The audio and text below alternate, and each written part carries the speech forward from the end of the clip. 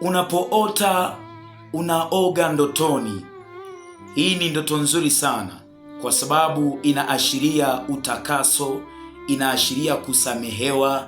Yamkini kuna vifungo ama kuna mikosi laana ambayo yalikuwa imeambatana na nafsi yako.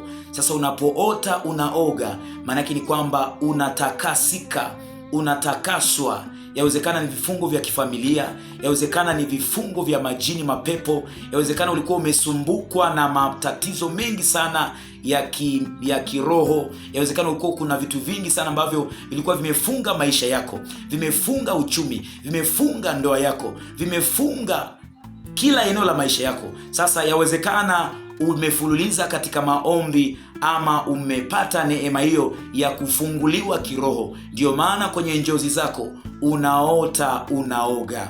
Wengine wanaoga njia panda, wengine wanaoga bafuni, wengine wanaoga sehemu yote ile, lakini isiwe msituni. Maana yake ni kwamba umetakaswa, umefunguliwa, umewekwa huru na sasa umetakasika.